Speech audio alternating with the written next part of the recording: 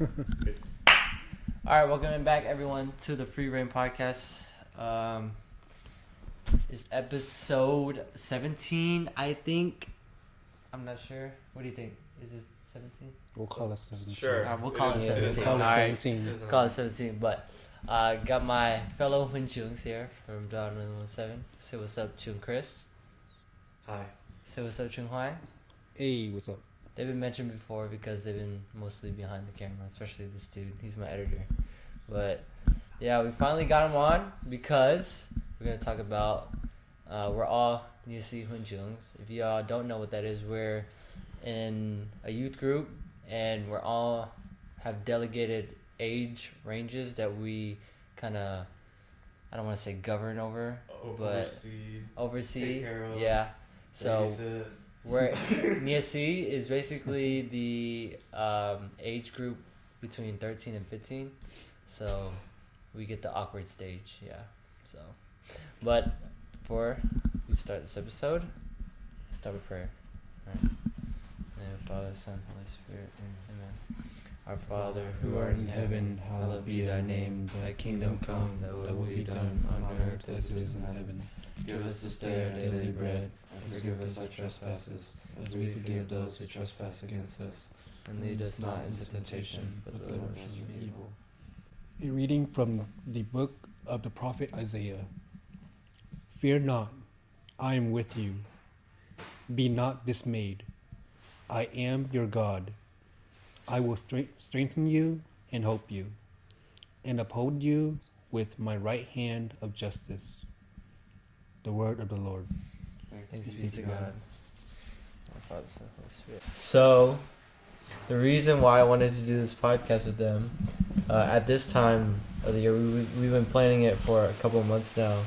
It's because there's a lot of events that happened in October, November, and December that had to do with Nguyen. So we just wanted everything to be done, and we just calm down and recap pretty much the whole year or a whole half of the year that I've been in, Nguyen. So how long you been in Nguyen for? Huynh? So since July-ish 2014, so about like 5.5 years. Mm. 5.5. Yeah. Where are you? And probably about June, July of 2013, 14, somewhere in there. Probably about like 5 years, 6 years. And then I spent another 4 years in Onyi when I first became a Huynh / Yu Chung, or Pinky as they call it. Mm-hmm. So I've been like a Huynh for about maybe 12-ish years, I'm guessing. 12-ish and a little bit more years, yeah. Kind of funny because Hoang was both of our Huynh. Yeah. Back in Oni is the lowest age group from Youngest age. or youngest, yeah. Wait, 8 to 10? 7 to... Wait, 7 is 7 now? It's 7 now. It's been 7, yeah. Okay, back then it was 8, right? No. I don't It know. wasn't. Back think it was, then it was 8, yeah. Yeah, Oh, for real? Oh, 8 okay. to 10, right? 8 to 10, Yeah, and then now it's 7 to 9. something like that. Yeah. 7 to whatever. Yeah. Yeah. He's an old head. He's an OG for real though. But yeah, I think for me it's been let's see. I don't know how to describe these last 5 months that I don't know. I've been waiting for this moment for my whole life, because like I said, he was my only Huynh, and I don't know. I think it was just, I felt destined for me to be a Huynh. I think I spoke a lot about it these last year or so, that I didn't know. I mean, y'all know the story, that I didn't know that I was going to be a Huynh or not, because I took a break in between when I was 17 going on to 18, and then 18 you can be a Huynh at that point. But yeah, it was a journey for me. So choosing Nguyen was pretty easy for me. I don't know if I told you guys this, but it was at one Bible study that I realized that I really wanted Nguyen, because so we had this Bible study where we had these discussion groups, and a couple of the Nguyen kids came to the Bible study, and they were in my group, and I led that group, and I didn't expect them to talk and stuff, and then they actually came to me for advice after.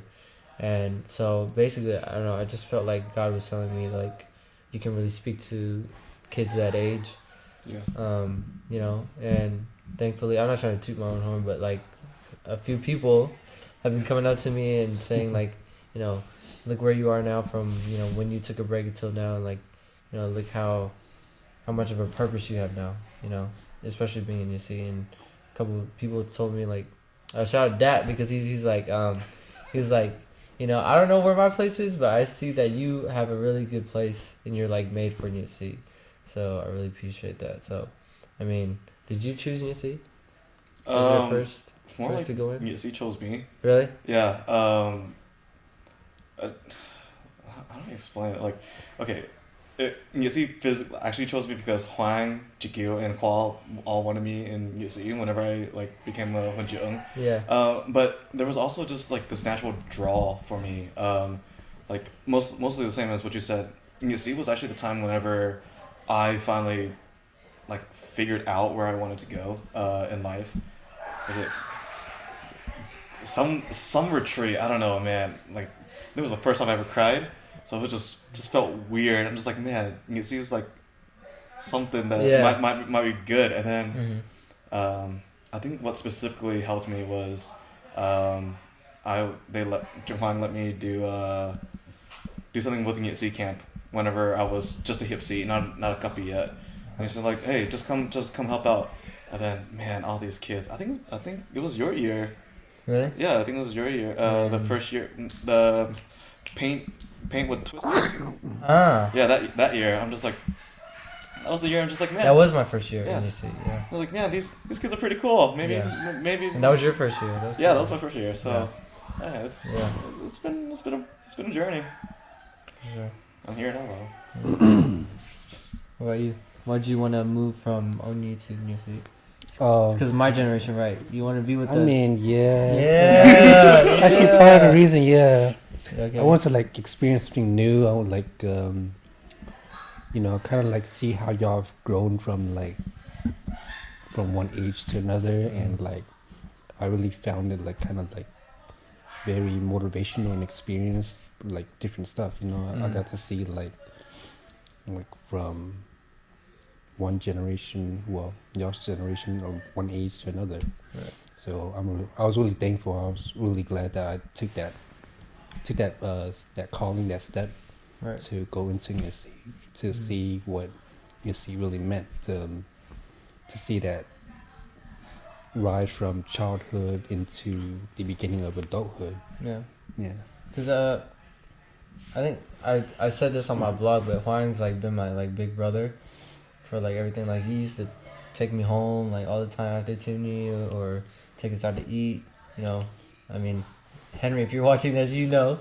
But you know, it's just Huyng's been there through everything. We had so many like car conversations, like hours upon hours, just talking about Timney. You know, and where, like, especially during UC, you know, that's, you know, it's kind of crazy how, you know, it comes full circle. But like, yeah, during the UC days was really when we were like trying to just, you know, put our full effort into it, you know.